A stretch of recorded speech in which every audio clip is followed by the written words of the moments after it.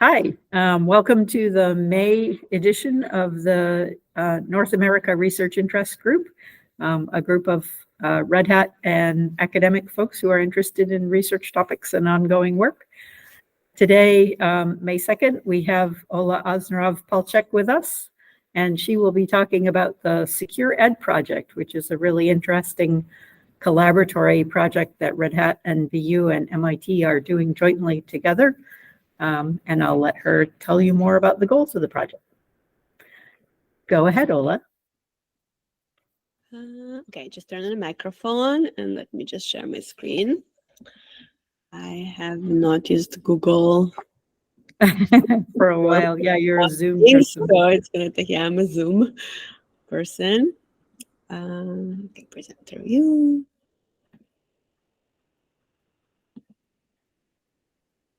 Let me see. Okay.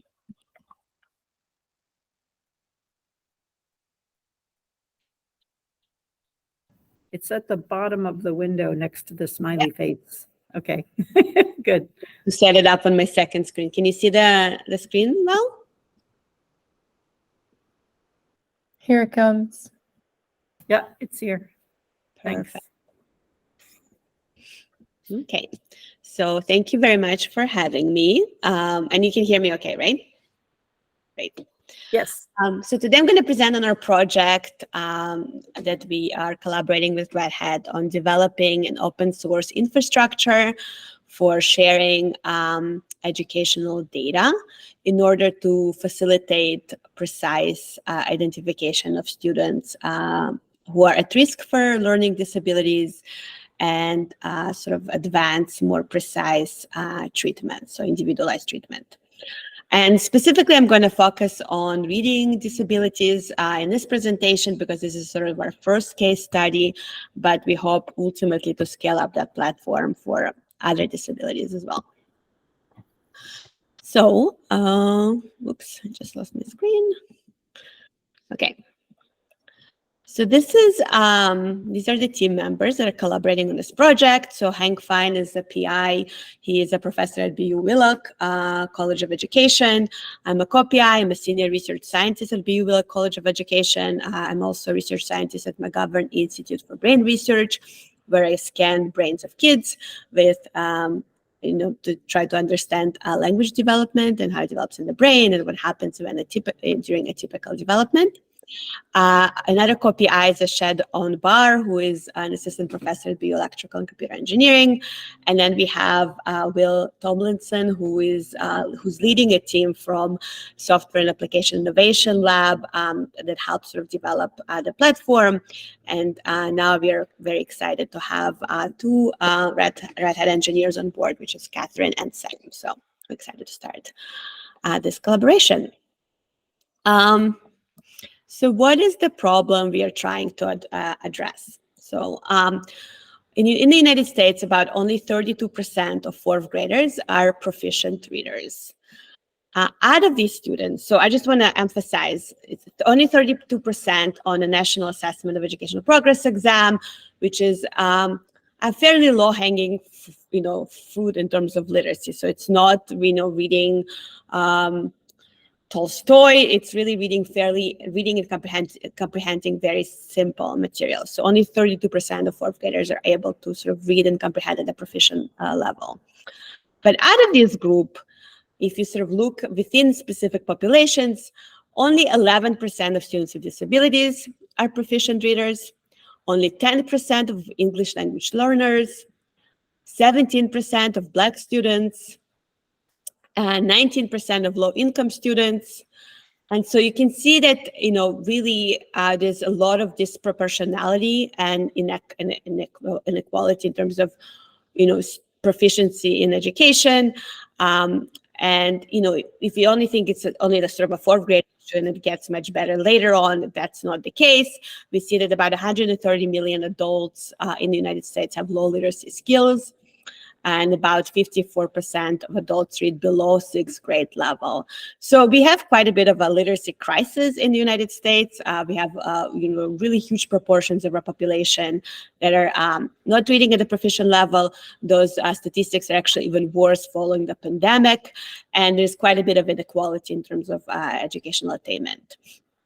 And we know that those disparities in literacy lead to disparities in education, and know that disparities in education really are equal to disparities in wealth, employment, and virtually all other indicators of health and well-being.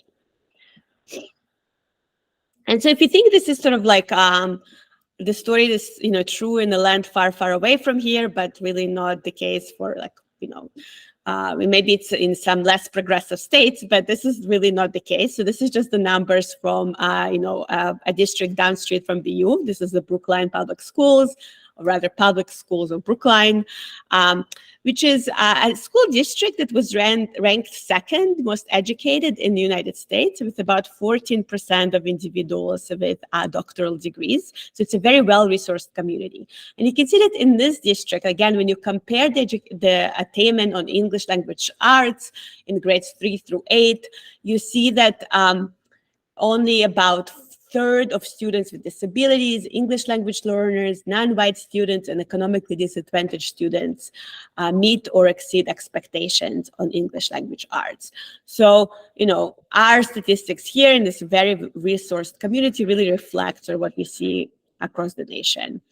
And so even under ideal educational conditions, many children face barriers to literacy achievement. And so how do we solve this problem?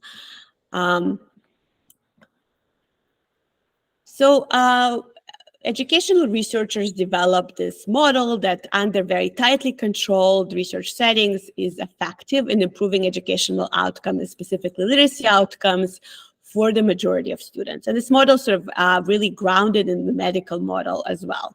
And the goal of the model is to really optimize teaching for all students according to their needs. So it's a preventative model with the major goal of identifying the students early on, using data to inform instruction and intervention, and then giving the students the support they need really before they fall behind. So it's, to prevent, the goal is really to prevent failures. And again, data is really important here. So first we use data to identify which students really, don't need additional support. They can just be included in general classroom instruction. And, we provide explicit, systematic, and cumulative instruction to these students. And we know that they will do well. But we know that a subset of students who need additional support, so the students will receive supplemental support and will do well. And then for a smaller subset of students, they need more intensive instruction. And if they receive this intensive instruction, they'll do well. And importantly, this is not sort of a one-time thing. Throughout this process, it's a very dynamic process. So you constantly use data to sort of move children from one group into another, depending on how they're responding. Again, with the goal of sort of preventing failure from occurring earlier on. One of the sort of, really difficulties, though, or the barriers to implementing a preventative approach, and this is why, or one of the reasons why in most educational contexts right now, we really practice wait to fail approach, is that we need to be able to predict which students are at risk, or rather which students are going to, need this additional instruction really before they show, pervasive failure, right? So if you think about reading, for example, so students are really not expected to know how to read until about 3rd grade in the United States. And this is where, really students sort of shift from learning to read. So they really became they achieved mastery in reading, and they started to use reading in order to learn. So they learn history and geography and math using reading skills. And at that point, usually at the schools, they see a child and they say, okay, well, the child really didn't really learn how to read as expected. And they diagnose them with having reading disabilities. And this is where they're going to start receiving some intervention and instruction. So around 3rd, 4th grade.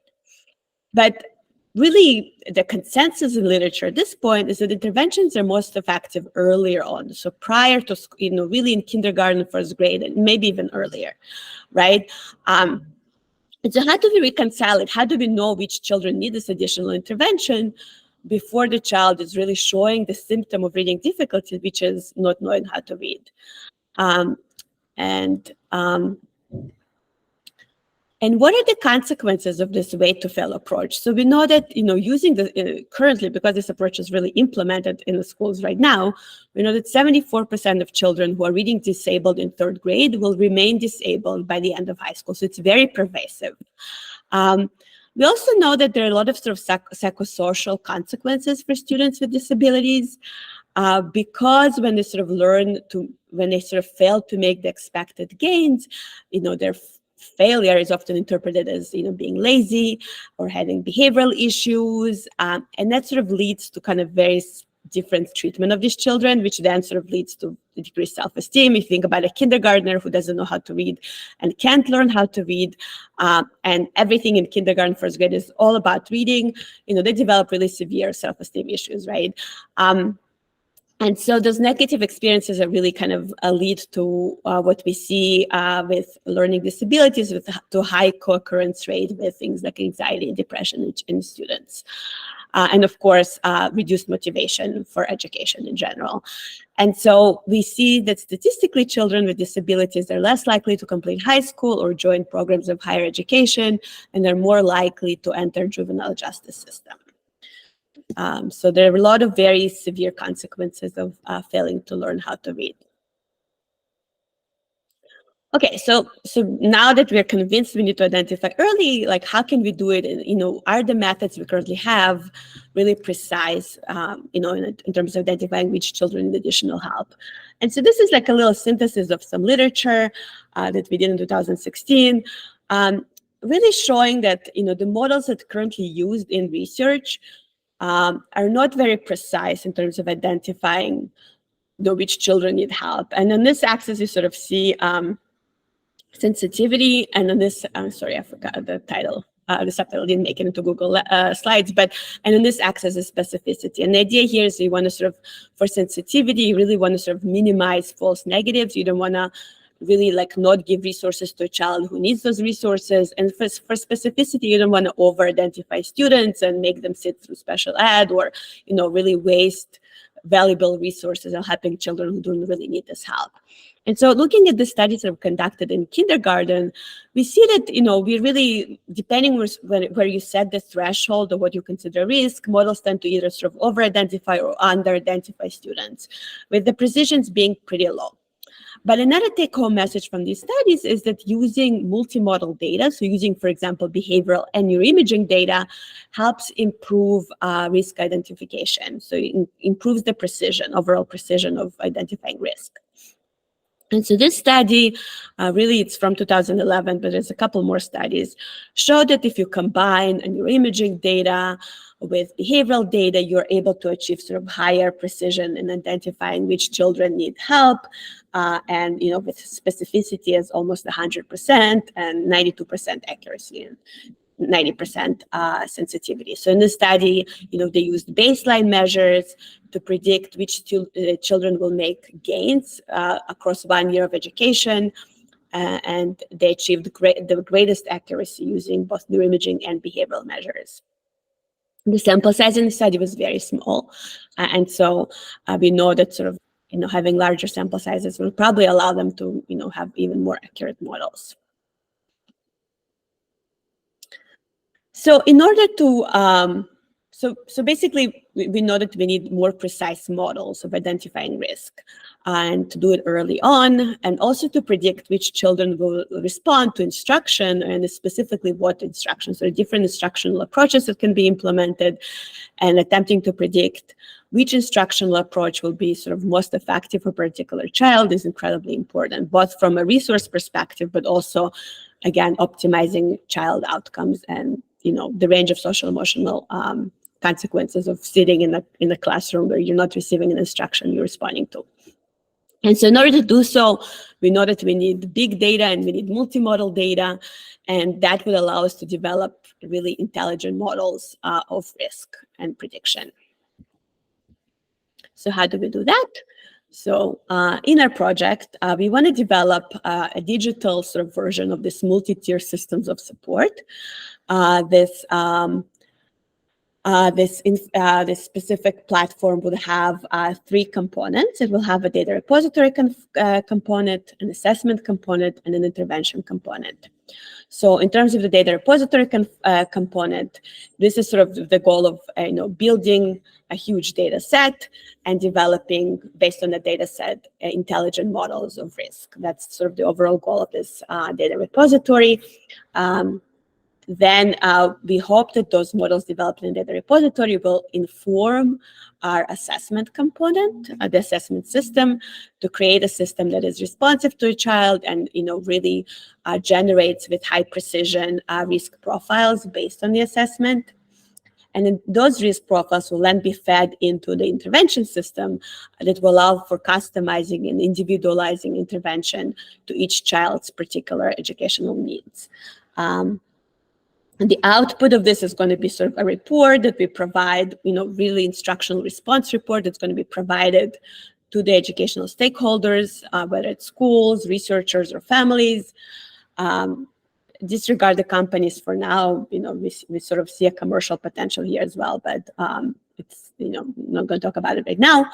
And then, of course, this is sort of, basically data flow within the system will be really a closed loop where we use the information we gathered as part of assessment and intervention and as part of sort of understanding which children will responded to the intervention to close the feedback loop and update our models in the data repository. So this is sort of the overall vision. Ola, there's a question. If sorry. you don't mind pausing. Kelly had a question. Kelly, do you want to just come on and say it? I could read it, but that seems... Sure. No, you were talking about taking the studies and looking at intervention and talking about it, but you're also talking about reading in the 3rd grade and above it. So I was asking, what interventions are you looking at? Because EI, early intervention, what is offered prior to going to school without getting the help at school would be from birth to age 3. So when you were jumping to reading at 3rd grade, I was wondering where you were talking about an intervention and what programs you were able to get to view this. Yeah, that's a good question. So the sort of the meta-analysis showing that the effects of intervention are most impactful, in kindergarten, 1st grade, and 2nd grade, so early education, really did focus on intervention that target literacy-related skills.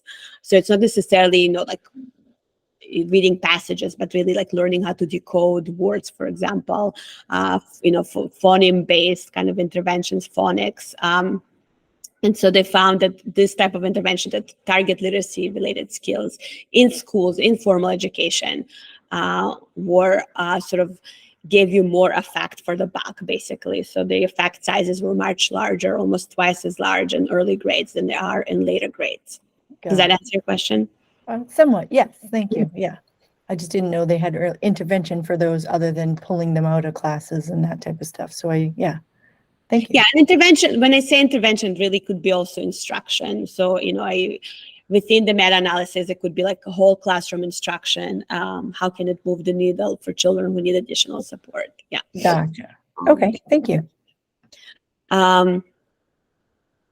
Any other questions? And I can sort of move on. I was going to say, someone had their hand up. Oh, that was me. I had a question about the slide that said basically 75% of people were still had issues in high school if they were detected as having issues in 3rd grade. Mm-hmm. Is that indicative of the fact that they didn't get any help, or is that indicative of the fact that it's really hard to solve the problem? It's indicative of both. Of course.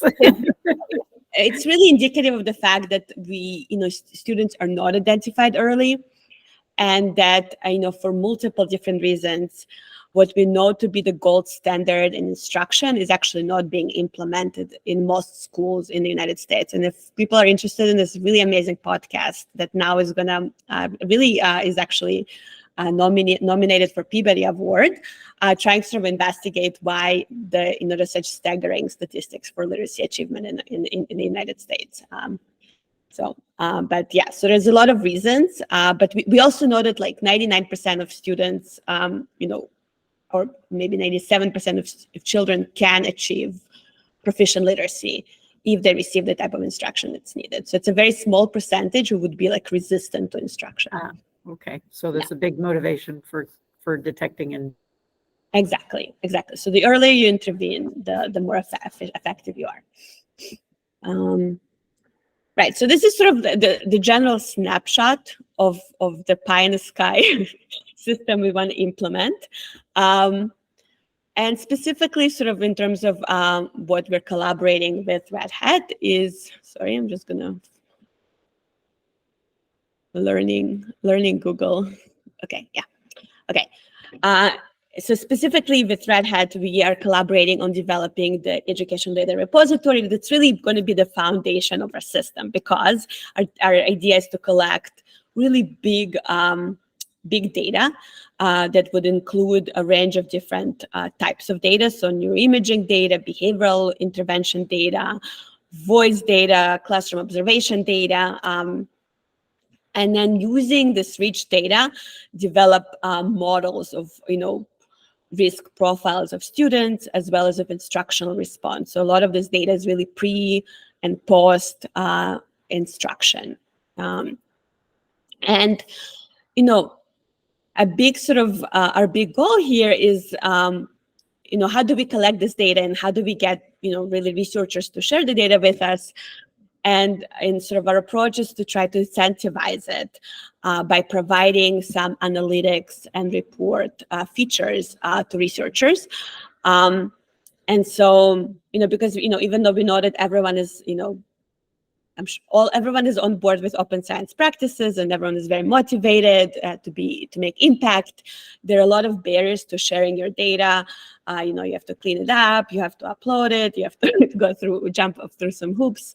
And so we want to sort of minimize that process by automating some of these like initial steps of getting the data uploaded, but also incentivize data sharing by providing analytics and some outputs, really from data quality output to really advanced modeling. And here we also hope that, by developing sort of robust pipelines for processing data quality and modeling the type of data that we work with, again, which is usually longitudinal instructional data, we also sort of, set sort of some sort of standards in the field for what would be the best type of modeling approaches to work with this kind of data, because it's also really all over the place right now. So if you look at research project looking at effective intervention, there is a lot of inconsistencies in terms of the type of models being used and things like that. So we also hope to sort of dictate some of the standards in the field. And so why do we believe that this approach could be successful? And sorry, if you have any questions, I don't see them, so you could just unmute yourself and jump in because... Oh, sorry, yeah.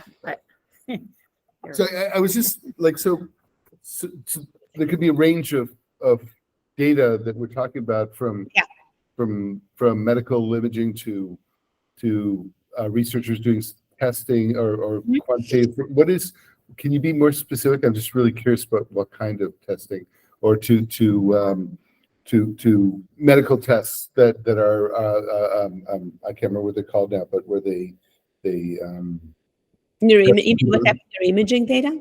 Yeah. So what kind of data are we talking about here? Yeah. So I'll jump in if I can to the slide. Let's see. Yeah, I'm going to talk about it a little bit more extensively in a minute, but just to... that's fine, don't... Yeah.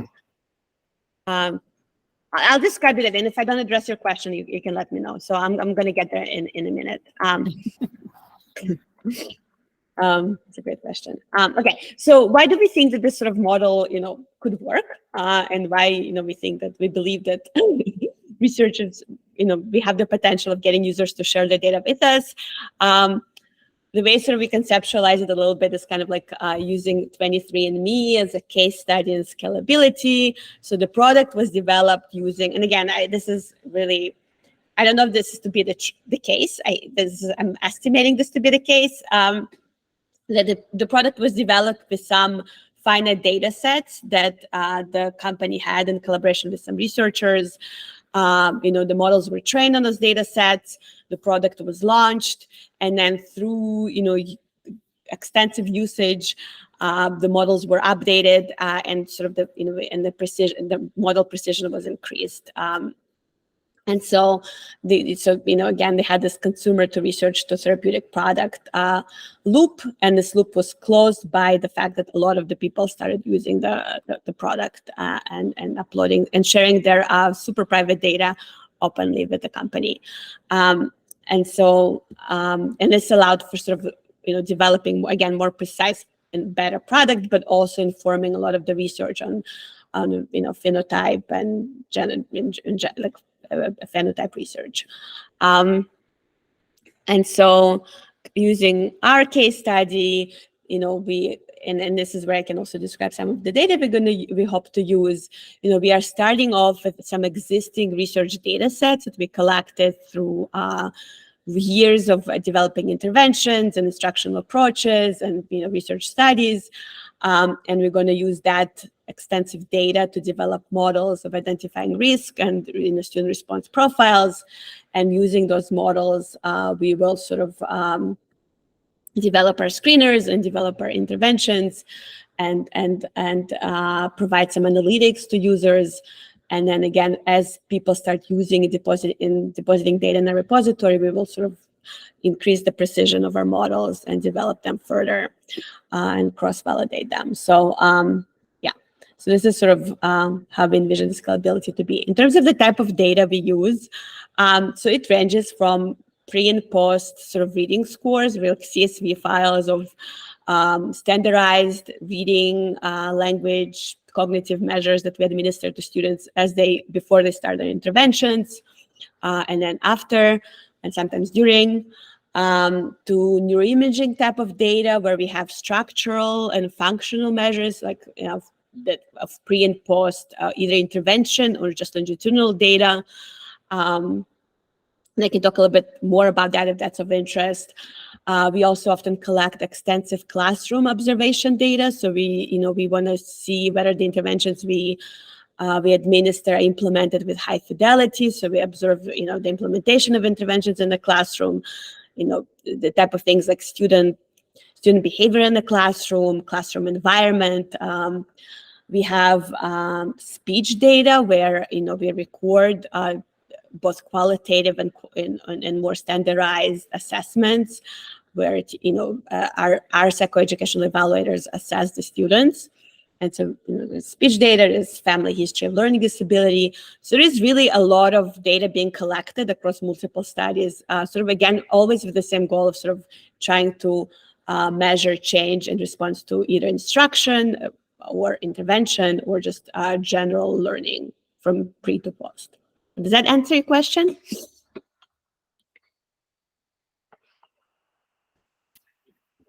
Yeah, that sounds like there's some standardized elements, and there's also a huge number of diverse elements.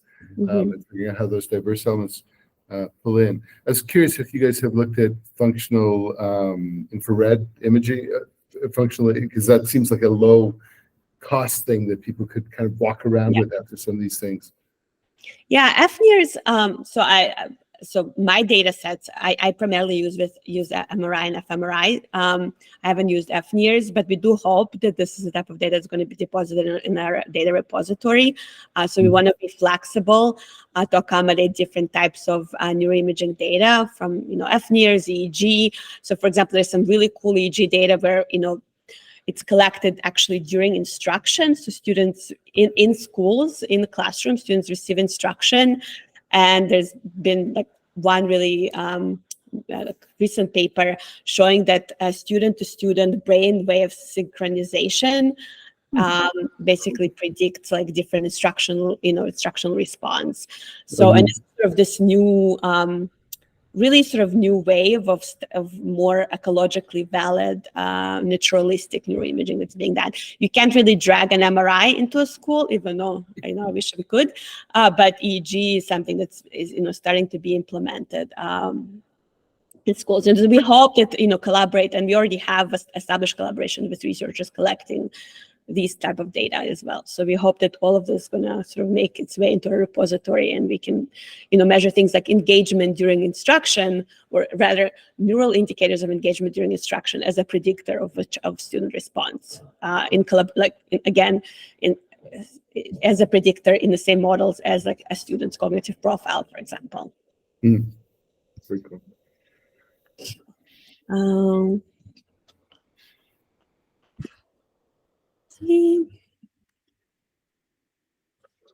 I'm so sorry. I'm only used to present on Zoom, so I'm trying to navigate from slide to slide. Okay, great. You're doing great. Thank you. So what we envision to be sort of the use case at the end of all of this is that a teacher could, for example, using our system, input some data for an individual student. The data, this will sort of give some sort of profile of risk for that particular student, as well as their instructional needs. Based on this modeling information, there could be sort of identification of what level of instruction a child needs and what type of instruction they need, what is the intensity. And that, ideally could lead to improved educational outcomes for that particular child. So this is sort of, our overall goal for this, right? So we hope that this to be the end goal of our product or of our infrastructure. But to get there are a lot of challenges that we need to first overcome. The first challenge, and sort of the most obvious one, is data privacy challenges. So although we can anonymize some types of data, so for example, our CSV files are already anonymized, and we actually going to make sure that nobody is uploading identifying information into our repository. Some things like, for example, voice data could include very important indicators of risk that could be stripped if we try to anonymize the data. So there are mechanisms to anonymize voice data, but through the process of anonymizing voice data, we may actually remove features that could help us identify students as being at risk for something. So that's sort of a challenge of ensuring data privacy, with a repository for data that cannot be or should not be anonymized. Another challenge is flexibility across data types and users, and this is something we already kind of alluded to. The end users for our data repository could be researchers, but could also be teachers and educational stakeholders and even parents. And so we need to make sure that our interface accommodates different types of users. And of course, we're also going to work with different types of data, as I mentioned, from CSV files to really images to voice data, which are going to require sort of different range of features of our infrastructure to accommodate. Scalability to large data sets. So, our goal is to, we hope that people will use a repository, and if people do in fact use a repository, we really need to make sure that it is scalable to really large data sets. Neuroimaging data is huge and very multidimensional, and so we need our infrastructure to be robust to that. Latency, we hope that the feedback provided to users is, happens in real time. As I mentioned, the teacher uploading, some data for a student will receive feedback, hopefully pretty immediately. We anticipate educational data, just like medical data. So people often think that like medical data, everything is figured out and it's all perfect, but education data is as messy as medical data, if not messier. And so we know that we need to accommodate noisy, messy, multimodal data. And finally, no more challenges. Those are the only challenges we have, 5 challenges. And so we hope that through this collaboration, we will be able to address, through NPC and using OpenShift infrastructure, we'll be able to address some of these challenges. And this is sort of more kind of implementational diagram of our repository, where we sort of show that some of the data is going to be anonymized and standardized. It's going to make it into a secure computing hub. We're going to use some containerized pipelines that we will develop, and we will launch existing tools and applications. So there's already a range of libraries and tools, used to analyze both voice data, neuroimaging data, and behavioral data. So we don't want to reinvent the wheel here. We want to sort of use some of these tools that already exist, but then really combine across them, and then provide the reports for data quality, as I mentioned, analysis and privacy, preserving student profiles. And this is it. Thank you very much. I hope it wasn't too fast, but let me know if you have any questions. I would love to hear some feedback. Oh, sorry, I forgot another slide. Actually, do have Actually, the most important slide is where, the progress and next steps. So where we actually are in this project. So we currently sort of finished the work of curating some large educational data sets.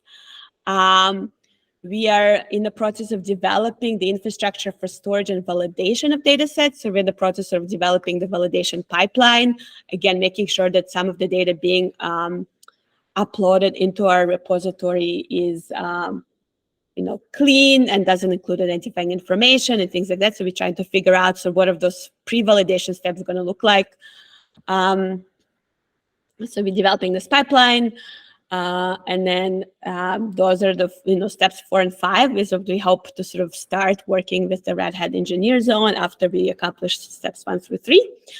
And then in parallel, we're also developing and training and validating models to try to optimize precision and prediction using machine learning tools. Yeah, so this is where we are.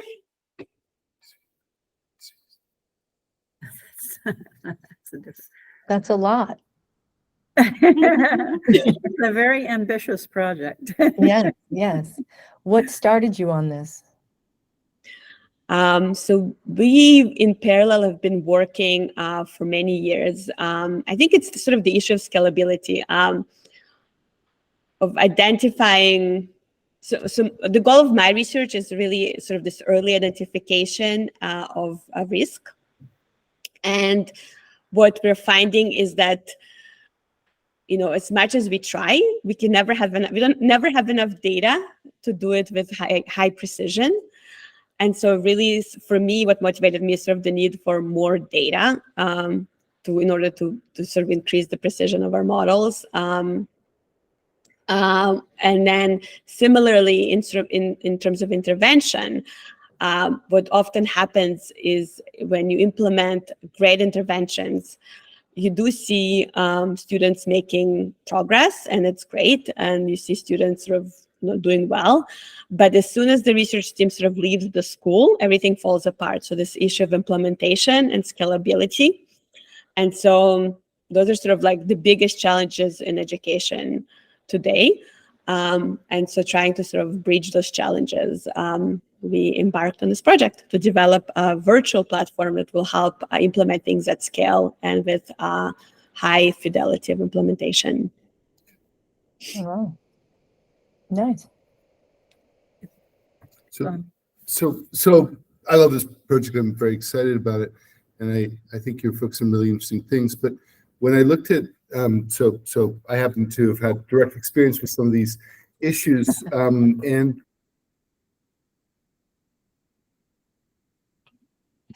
oh, sorry, you're muted, I think. I was That's trying to okay. fix Heidi's it so you used- could see him. no, Heidi's just used to muting me. And but the first of all, I find this really exciting, and I'm really glad this is where the project's going on here. But one of the things that, families with resources, you get your kids neuropsych tested, then you end up pulling them out of the public school, and the issues in some ways are, even if the school can figure out these things, they're not allowed to tell you that your kids have certain signs of things, because then the school board's liable for these issues. It seems like, is there any aspect of this even that we can shame or make or find ways of, like making this visible in some ways, like, having identifying that we know that the early identification is crucial. We know that early intervention can be phenomenally successful, but there's actually barriers just through the structural system of going. Even if we're very successful in this, how do we actually have an impact? I'm sorry if that's. I don't need to express cynicism towards what you're doing. I'm just wondering if there's an element that goes beyond sort of into addressing those societal challenges. Yeah. Well, so first of all, some good news is that most of the states recently passed legislation that mandate school districts to implement universal screening for developmental, specifically for reading-related disabilities, so for dyslexia. And so, for example, Massachusetts has, like, I think, well, depending on the different school districts, but basically now all school districts in Massachusetts have to screen their kids for risk in the fall of kindergarten, and then again in the fall of first grade, and then again in the fall of second grade. So that's the law. And that law actually, like, I was involved in advocacy efforts in Massachusetts. A lot of our research showing that there's some early indicators of risk, as early as kindergarten, and some of the really cool neuroimaging data showing that there are brain differences in children as early as infancy who are at risk for developmental dyslexia, has prompted that legislation. And so the legislation is there. Your second question in terms of like how it's actually being implemented, I think that's the issue. So it really falls apart because, every school district, and in fact, in many cases, each school in the school district, and sometimes even different classrooms in the schools in the school districts are doing completely different things. And this is where, creating some sort of standardization and also lifting some of the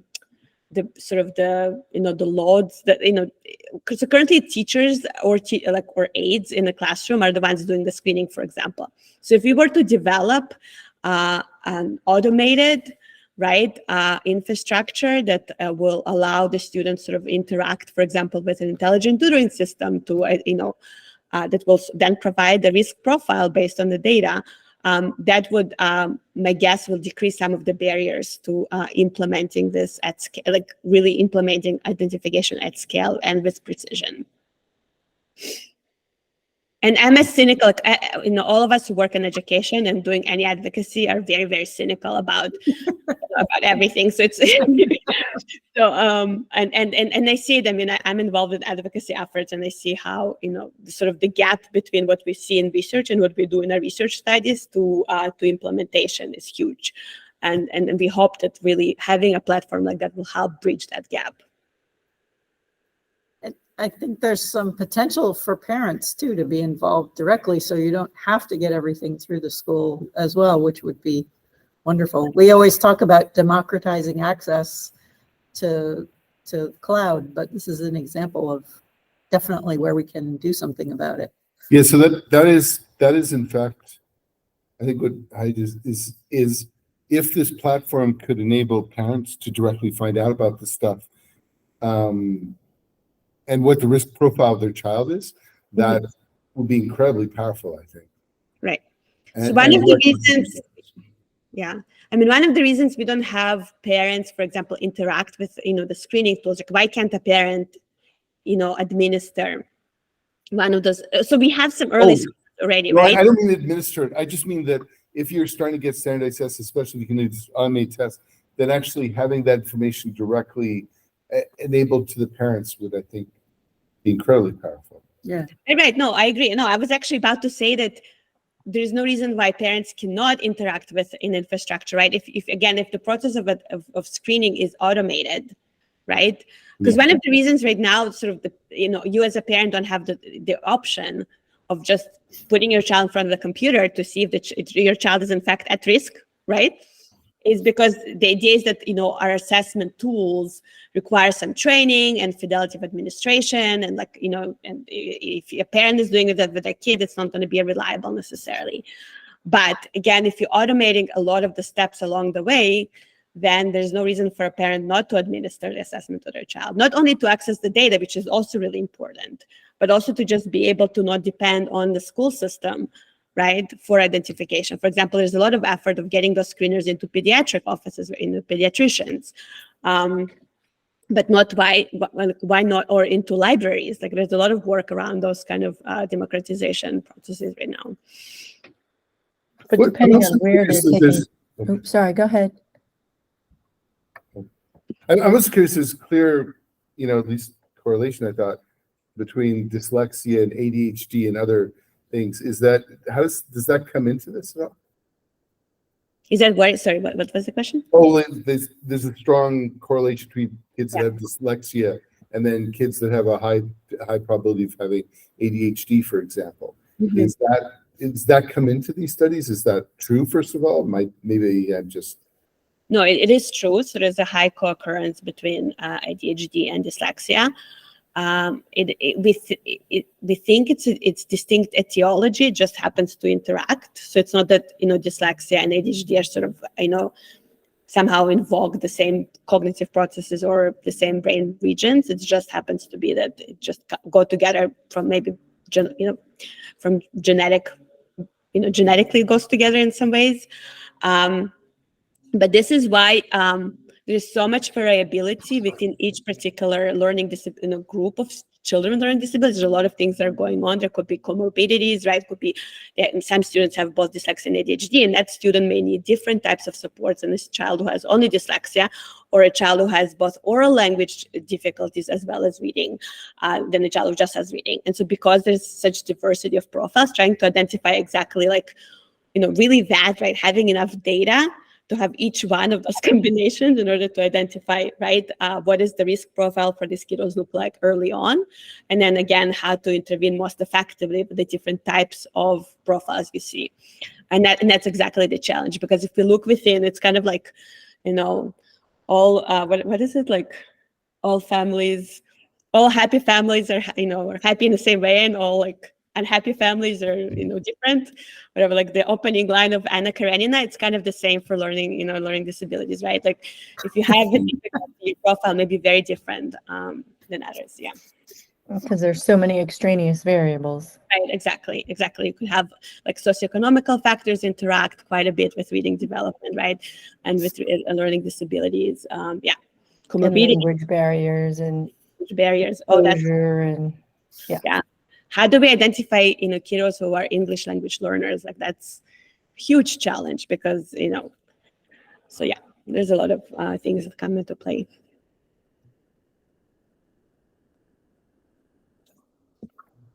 Well, thank you very much, Ola. This is a fascinating project, really exciting. We're really happy to have you in the Collaboratory and looking forward to great things. Thanks so much. Any Red Hat folks who are interested in, helping out with OpenShift or other pieces of this, please contact us and let us know. Thank you very much. Thank you. We'll see you next month for another research interest group. Great job. Thank you. Bye-bye. Thank you for